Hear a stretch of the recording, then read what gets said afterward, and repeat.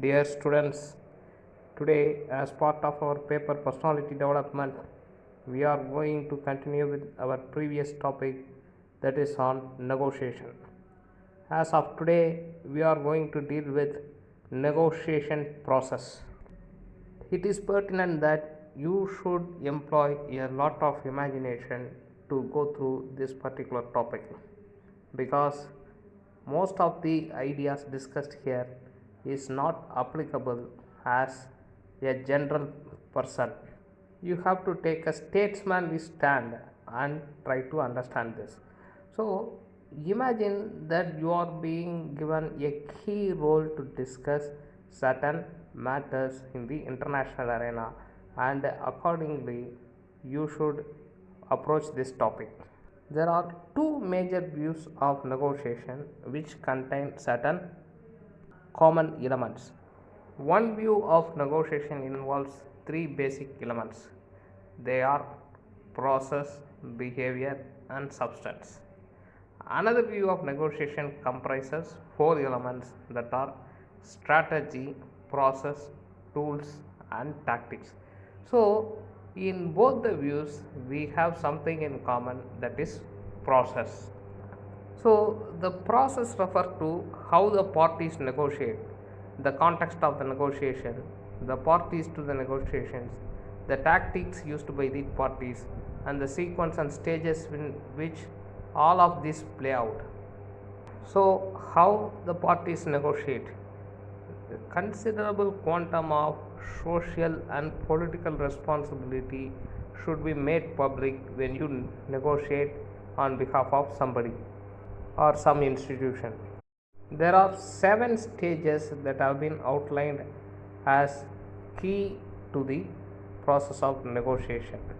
So, these seven key factors are orientation and fact finding, resistance, reformulation of strategies, hard bargaining and decision making, agreement, follow up, overcoming culture shock. So, remember my earlier class on negotiation, wherein I brought into focus the role of Anton Balasingham in negotiating on behalf of the LTT, or the Liberation Tigers of the Tamil Eelam. So, what he did was, he gave an orientation or a new outlook into the matters that have occurred in the past, and he tried to get deep into the fact and sentiments that are in focus. So, what might be the orientation as far as Anton Balasingham is concerned when he was about to represent the LTTA?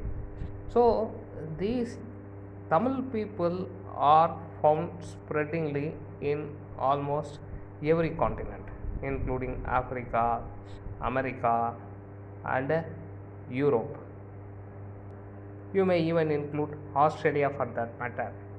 But once after the assassination of Rajiv Gandhi, substantial quantum of Tamil people, they turned hostile to the cause of LTT.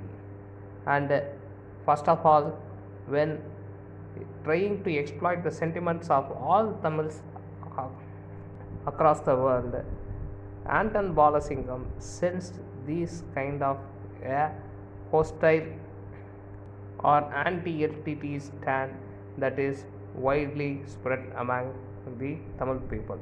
No doubt, once the same Tamil people celebrated the violent stand of LTT, but it took a U-turn with the assassination of Rajiv Gandhi, and therefore now Anton Balasingham cannot ask LTT to stop violence, and therefore he tried to understand the developments and present it in a new dimension.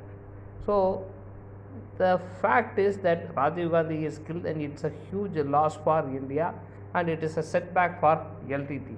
So, how the negotiation then can be started?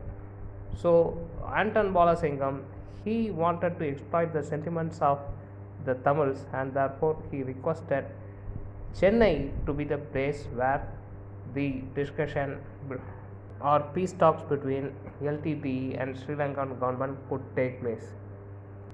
When people they said that you killed Rajiv Gandhi and now you are choosing India as a place for discussion, and they objected for that. Even hardcore supporters of LTTE such as the DMK government itself was not in favor of such a stand by Anton Balasingham. So Anton Balasingham he said that we are moving towards a future. Those who are again and again speaking about Rajiv Gandhi and his assassination are living in the past, and they do not want to find a solution for the problem of the Tamils. So he was able to overcome or boldly face the resistance that came from several quarters.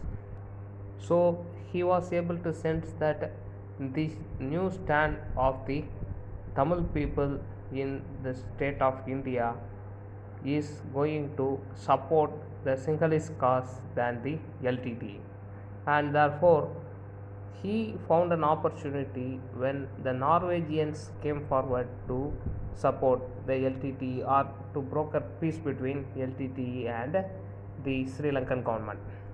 So Anton Balasingham he reformulated this strategy, and again he did not speak that we should host a particular peace talks only in Chennai or in any other place in Tamil Nadu or any other place in India for that matter. So they shifted the focus from Chennai and they moved on to other places. The Norwegian mediated peace talks were carried out in places such as Thailand, Norway, Germany, Japan, and Switzerland. And wisely, Anton Balasingham was able to capitalize on the sentiments that spread from other people in Europe, South Asia, and America. Norway wanted to solve this problem because huge number of Sri Lankan people have taken refugee status in the country of Norway, and they are not contributing to the workforce, and they become university students and take huge scholarships and keep on studying, and Norwegian government was not able to support this kind of an attitude of these people, and therefore they thought that solving this problem of the Sri Lankan Tamils could stop the flow of refugees that are coming from Sri Lanka. Similarly, in England, there were terrorists, chiefly from Tamil background, who go from London to Paris, commit murders or other types of crimes there, and come back to London. And England introduced an anti-terrorism bill only to contain these kind of terrorist activities, and the Tamil people are slowly becoming notorious, and therefore these people were trying to, that is these Europeans were trying to settle the problem of the Tamils, and they wanted to repatriate all Tamils or particularly the Sri Lankan Tamils back to Jaffna. Fourthly, it is outlined that hard bargaining and decision making are the key factors. So hard bargaining is here the stand on forming a northeastern state or Tamil Eelam with complete sovereignty. So Prabhakaran, the leader of the LTTE, he has said to his followers that if I compromise on the stand of Tamil Eelam, you kill me. Sinhala people, they are trying to slowly colonize the predominantly Tamil occupied areas in Sri Lanka. They were in no way going to compromise on letting their country or part of their country to become a sovereign state, as I have already pointed in previous lecture the problem of Palestine and Israel. So they do not want to have similar problem in their country, and therefore they are not going to compromise on this. So every time when this comes to a forefront, India started sympathizing with the cause of Sinhalese with the excuse of Rajiv Gandhi's murder. Here, one important fact that has to be understood is Prabhakaran is a very efficient military leader, but he does not have that negotiation skills, and therefore he needed the service of Anton Balasingham, who is not only a journalist but also a noted lawyer. But Anton Balasingham's health slowly started deteriorating. LTT sought Sri Lankan government's permission on humanitarian grounds to allow Balasingham to fly abroad via Colombo for medical treatment. But Sri Lankan government found a good opportunity to turn the table to its side, making use of this problem that is emerging out of the ill health of Anton Balasingham. LTT voluntarily released a large number of Sri Lankan prisoners of war as a goodwill gesture. Initially, President Chandrika Kumaratunga was favorably disposed towards the gesture of this LTT, but after consultation with Foreign Minister Lakshman Kadirgamar, who is also a Tamil, she wanted to maintain the status quo, and she sought to extract major military concessions from the LTT. So LTT, without the support of the Sri Lankan government, they took via sea this Mr. Anton Balasingham to Thailand, and in Bangkok he was given treatment initially, and from there he was taken to Singapore, and furtherly he was moved to Europe. So here no agreement, as the fifth point states, no agreement was arrived at, and the entire peace process reached a stalemate or a deadlock. One thing that has to be observed here is, as Lieutenant General Kalkat, who was the director of the Indian peacekeeping force that was employed in Sri Lanka in 1980s, that the attitude of the LTTE has gradually changed from a guerrilla warfare based outfit to an equal partner as a country. So previously there were two Elam wars that were fought, in which LTTE emerged victorious. But now the attitude is one of being LTTE assuming that it is in itself a new country, and therefore it can encounter the Sri Lankan army or military with its full strength straightly, not through guerrilla warfare. Sri Lankan government understood this weakness of the LTTE, and they did not want to make any commitment through an agreement. So imagine if an agreement has been signed, then whether this agreement is implemented or not has to be followed up.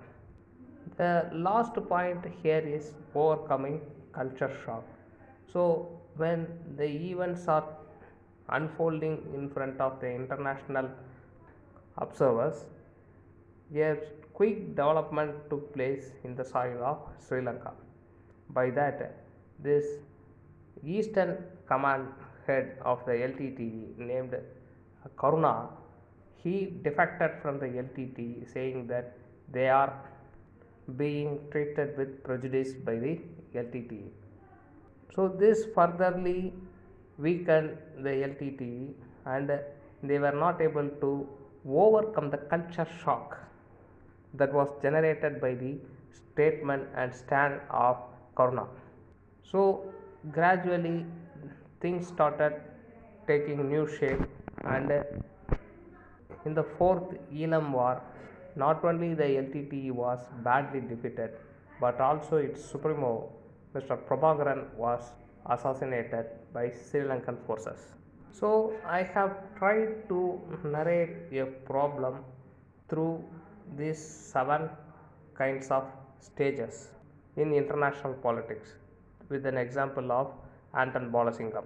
So you know how to orient yourself, how to resist opposition, how to reformulate strategies, how to make hard bargains and decide things, and how to arrive at an agreement, and how to have a follow up, and how to withstand culture shock. So, with these ideas, I would like to conclude my lecture on negotiation process. Thank you very much.